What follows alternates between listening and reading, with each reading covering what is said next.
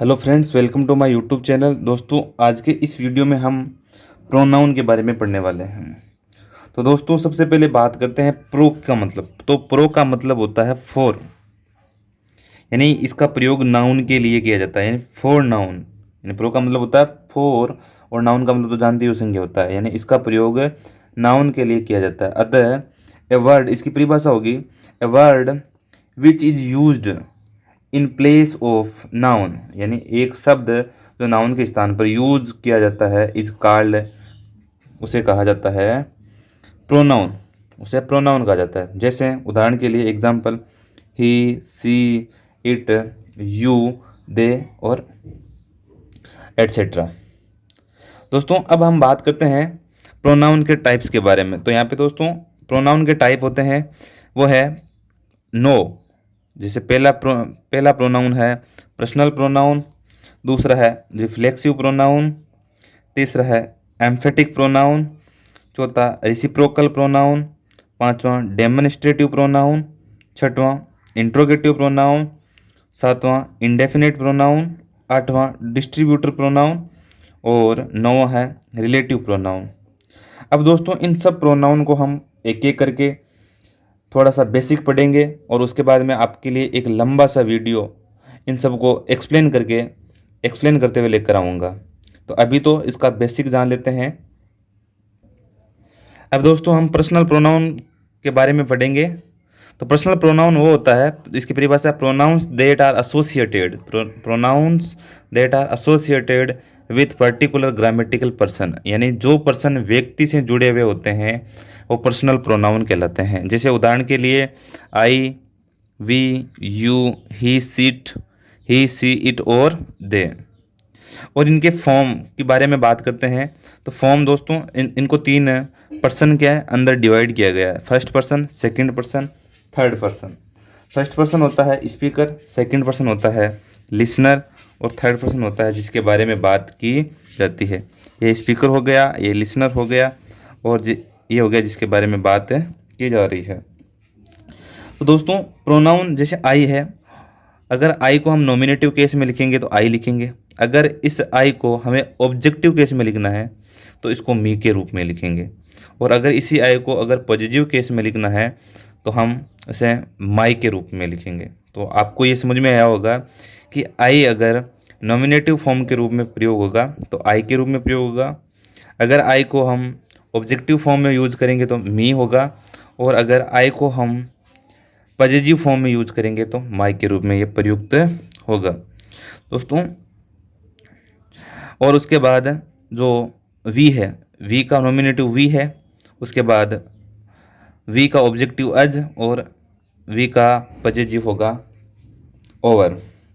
इसी प्रकार यू का है, ही का है, सी का है, इट का है और दे का है। यू का क्या होगा, यू का यू होगा नॉमिनेटिव, उसके बाद यू और योवर या योवर्स। ही को ही, हिम और हिज में प्रयुक्त करेंगे। सी का नॉमिनेटिव सी होगा, सी का ऑब्जेक्टिव हर होगा और सी का पॉजिटिव होगा हर। इट का नॉमिनेटिव इट होगा, इट का ऑब्जेक्टिव होगा इट और इट का पॉजिटिव होगा इट्स। अब हम बात करते हैं दे की। तो दे का नॉमिनेटिव दे होगा, दे का ऑब्जेक्टिव देम होगा और दे का पॉजिटिव देयर होगा। तो आई है वो सिंगुलर है और आई का प्लूरल वी है। इसी प्रकार यू सिंगुलर भी है, प्लूरल भी है, लेकिन इसके साथ में प्लूरल वर्ब का इस्तेमाल किया जाता है। अब उसके बाद में ही, सी और इट, यह तीनों सिंगुलर है और इन तीनों का प्लूरल होगा दे। अब हम उदाहरण की तरफ बढ़ते हैं। तो उदाहरण इसके हैं, जैसे एक उदाहरण आपके सामने लिखा हुआ आई एम ए बॉय, और दूसरा उदाहरण लिखा हुआ है दे आर चिल्ड्रन। तो इसमें आई जो आपके सामने लिखा हुआ है ये प्रोनाउन है। कौन सा प्रोनाउन? पर्सनल प्रोनाउन है। और ये जो दे लिखा हुआ है आपके सामने ये प्रोनाउन है। कौन सा प्रोनाउन? Personal pronoun. अब हम दो वाक्यों के बारे में बात करते हैं। तो वाक्य, सबसे पहला वाक्य लिखा हुआ है Ram and Mohan went to their school. Ram and Mohan went to their school. तो यहाँ पे जो देयर प्रयुक्त हुआ है वो प्रोनाउन प्रयुक्त हुआ है। और अभी आपने सारणी पढ़ी थी, ये टेबल पढ़ी थी, तो टेबल में देयर आपके आया हुआ था, ये देयर यहाँ पे आया हुआ है। तो इसका मतलब ये देयर कौन सा केस हो गया, ये देयर हो गया पजेजिव केस। आपको अब तो बिल्कुल समझ में आ गया होगा कि दे को पजेजिव केस में किस प्रकार प्रयुक्त किया जाता है। जैसे मान लो ये राम एंड मोहन, राम क्या है ही, मोहन भी क्या है ही, इन दोनों का प्लूरल क्या होगा दे। तो यहाँ पे इसका मतलब यहाँ पे दे है। अब दे के लिए ये प्लूरल है, तो इनके लिए जो यहाँ पे प्रयुक्त हुआ है प्रोनाउन वो भी प्लूरल ही होगा। तो इस दे का पॉजिटिव केस क्या होगा, देयर होगा। तो यह हमने यहाँ पे देयर का इस्तेमाल किया है। उसके बाद रहीम शुड डिपॉजिट हिज ड्यूज। तो यहाँ पे रहीम क्या है ही, और इसलिए यहाँ पे ही के अनुसार हमने यहाँ पे हिज का प्रयोग किया है। और हिज कौन सा कोई केस है, तो हिज भी पॉजिटिव केस है। अब हम दूसरे प्रोनाउन की तरफ बढ़ेंगे। दूसरा प्रोनाउन है आपके रिफ्लेक्सिव प्रोनाउन। इसकी परिभाषा होगी it point out that the action done by the subject turn back upon the subject. यानी ये इसका प्रयोग इस प्रकार करेंगे, कोई भी कार्य किया गया है वो सब्जेक्ट के द्वारा किया गया है और उसका प्रभाव भी सब्जेक्ट के ऊपर वापस पड़ता हो। और ऐसे रिफ्लेक्सिव प्रोनाउन है। रिफ्लेक्सिव प्रोनाउन को बनाने के लिए हम माई, योवर, हिम, हर, इट इनके साथ में सेल्फ जोड़ेंगे, क्योंकि ये सिंगुलर है। सिंगुलर के लिए मान लो सेल्फ जोड़ेंगे और प्लूरल के लिए सेल्फ जोड़ेंगे। तो प्लूरल में कौन कौन से आएंगे, ओवर, योवर, देम, ये प्लूरल है। और प्लूरल के लिए हमें सेल्फ जो जोड़ना है। अब हम उदाहरण की तरफ बढ़ते हैं। तो उदाहरण क्या है आपके सामने, ही हार्ट हिमसेल्फ। तो ही तो पता है आपको कौन सा प्रोनाउन है, अभी आप अपने रिसेंटली पढ़ा है, अभी हाल ही में पढ़ा है। ये आपके पर्सनल प्रोनाउन है, हार्ट हिमसेल्फ, यानी इसने ये एक्शन डन किया। इस ही ने ये एक्शन डन किया और इस एक्शन जो ये एक्शन किया ये हिमसेल्फ यानी खुद के ऊपर किया, खुद के ऊपर किया। यानी कि ये हिमसेल्फ किसको इंगित कर रहा है, कुल मिलाकर ही को इंगित कर रहा है, यानी उसने अपने खुद के ऊपर एक एक्शन डन किया। उसके बाद दूसरा आपके उदाहरण है सी ने एक एक्शन किया रूइन करने का, यानी सी ने अपने आप को रूइन किया। हर सेल्फ यानी सी ने अपने आप को रूइन किया, तो ये हर सेल्फ यानी सी के लिए प्रयुक्त हुआ है, यानी ये जो यहाँ पे प्रयुक्त हुआ है वो सी के लिए हुआ है। तीसरा प्रोनाउन है आपके एम्फेटिक। एम्फेटिक प्रोनाउन होता है दोस्तों, ये प्रोनाउन रिफ्लेक्सिव प्रोनाउन के समान ही दिखाई देता है। ये प्रोनाउन रिफ्लेक्सिव प्रोनाउन के समान ही दिखाई देता है, लेकिन ये खुद के ऊपर यानी ये खुद पर्सनल प्रोनाउन के ऊपर या अपने ऊपर जोर देने के लिए प्रयुक्त होता है। स्पेलिंग से आपको पता लग गया होगा। एम्फेटिक का मतलब जोर देना, खुद के ऊपर जोर देना। यही सेम प्रोसेस है। माई, योवर, हिम, हर और इट के साथ में सेल्फ जोड़ेंगे क्योंकि ये सिंगुलर है, और ओवर, योवर, देम के साथ सेल्फ जोड़ेंगे क्योंकि ये प्लूरल है। उसके बाद उदाहरण की तरफ बढ़ते हैं। तो उदाहरण क्या है, आई माई सेल्फ। एक तो ये वाक्य देखो और एक ये वाक्य देखो, इसमें जो डन किया गया था यह उसके खुद के ऊपर प्रभाव पड़ा था, इसका खुद के ऊपर प्रभाव पड़ा था। लेकिन इसने आई माई सेल्फ यानी मैंने खुद ने सो यानी हल किया दिस क्वेश्चन, इस प्रश्न को। तो यानी कि इसने आई के ऊपर जोर दिया है, इस वाक्य ने आई के ऊपर जोर दिया है, यानी आई के ऊपर जोर देने के लिए यानी मैं खुद के ऊपर जोर देने के लिए माई सेल्फ का मैंने प्रयोग किया है। उसके बाद दूसरा वाक्य है ही हिमसेल्फ, वह खुद आया, कैम्प में से आया, टू सी देखने के लिए द पेशेंट, मरीज को। यानी इसमें भी ही के ऊपर जोर देने के लिए यहाँ पे हमने हिमसेल्फ का प्रयोग किया है। अब दोस्तों अगला है रिसिप्रोकल प्रोनाउन। रिसिप्रोकल प्रोनाउन है, तो रिसिप्रोकल प्रोनाउन की सबसे पहले परिभाषा देखेंगे हम। तो दिस प्रोनाउन है, यहाँ पे पर्सन की जगह pronoun. This pronoun points out इंगित करता है द म्यूचुअल रिलेशन का मतलब परस्पर संबंध को। यानी ये रिसिप्रोकल प्रोनाउन है वो परस्पर संबंध को व्यक्त करता है। इसके जो उदाहरण है वो है ईच अदर और वन अनदर।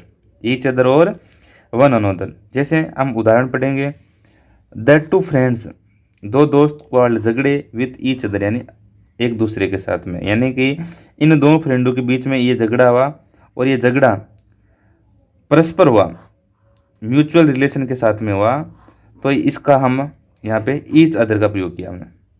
उसके बाद सेकंड है, they all gifts to one another, यानी उन्होंने आपस में गिफ्ट दिए, उन्होंने सबको आपस में गिफ्ट दिए। तो इसका मतलब यहाँ पे जो म्यूचुअल रिलेशन है उसको वन अनोदर ये व्यक्त कर रहा है। अगला है डेमोन्स्ट्रेटिव प्रोनाउन। डेमोन्स्ट्रेटिव का प्रदर्शनवाचक। इसकी जो परिभाषा होगी वो होगी दिस प्रोनाउन। ये प्रोनाउन है, पॉइंट्स इंगित करता है द ऑब्जेक्ट। ऑब्जेक्ट का मतलब जानते हो, टू विच इट रेफर्स, जो उसको रेफर करता है, यानी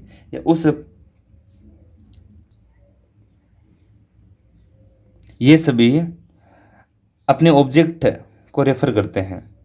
जैसे दिस इज माई हाउस, यानी ये माई हाउस के लिए प्रयुक्त हुआ, यानी ये ऑब्जेक्ट को रेफर किया है इसने। इसके बाद दीज आर द बुक्स, इसने बुक्स की बात की है और इन बुक्स के लिए दीज का प्रयोग हुआ है। दैट इज़ द ताजमहल, यहाँ पे ऑब्जेक्ट ताजमहल है और इस ताजमहल को रेफर करने के लिए हमने यहाँ पे दैट का प्रयोग किया है। अगला दोस्तों इंट्रोगेटिव है, इंट्रोगेटिव प्रोनाउन है। इसकी परिभाषा पढ़ेंगे हम, दिस प्रोनाउन, इस प्रोनाउन को यूज्ड इस्तेमाल किया जाता है या प्रयोग किया जाता है फॉर आस्किंग क्वेश्चन, पर्सन को पूछने के लिए। इसमें हु, होम, हुज, विच और वाट जैसे शब्दों का प्रयोग किया जाता है। उदाहरण के लिए व्हाट आर यू डूइंग, ये एक पर्सन पूछा गया है, व्हाट आर यू डूइंग, तुम क्या कर रहे हो, और हु आर यू, तुम कौन हो। तो इनमें जो वाट प्रयुक्त हुआ है ये इंट्रोगेटिव प्रोनाउन है और इस वाक्य में जो हु प्रयोग हुआ है। अब हम पढ़ेंगे इंडेफिनिट प्रोनाउन के बारे में। तो इसकी परिभाषा क्या होगी, तो दिस प्रोनाउन रेफर्स, यानी ये प्रोनाउन है वो रेफर करता है टू अ पर्सन और थिंग इन अ जनरल वे, यानी जनरल वे के अंदर किसी पर्सन या थिंग को ये रेफर करता है। जैसे all, a few, others, no one, nobody, anyone. इसका मतलब ये किसी भी निश्चित व्यक्ति की बात नहीं कर रहा है, एक जनरल वे में सबको इंगित कर रहा है, सबको रेफर कर रहा है।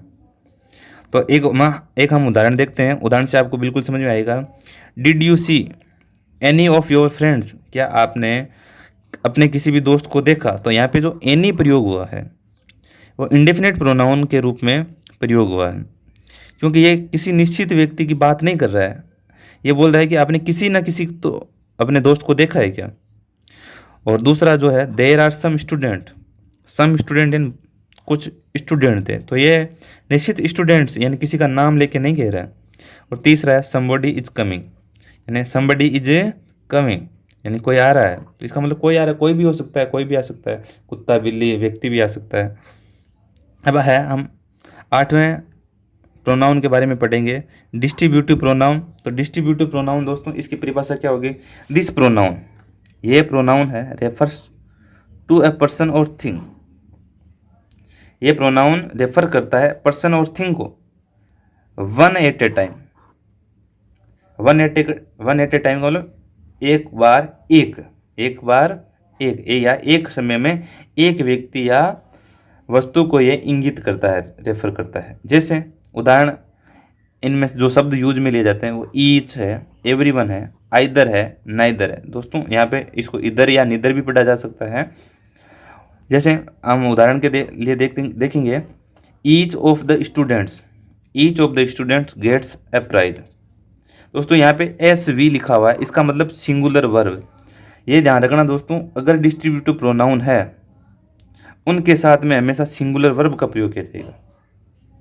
डिस्ट्रीब्यूटिव प्रोनाउन के साथ में हमेशा सिंगुलर वर्ब का प्रयोग क्यों किया जाएगा, क्योंकि ये एक समय में एक वस्तु या व्यक्ति के बारे में बात करता है। जैसे ईच ऑफ द स्टूडेंट्स, यहाँ पे स्टूडेंट्स के लिए नहीं है, स्टूडेंट्स इनमें से एक स्टूडेंट की बात कर रहा है ये, तो इसलिए यहाँ पे हमने वर्ब भी सिंगुलर यूज की है।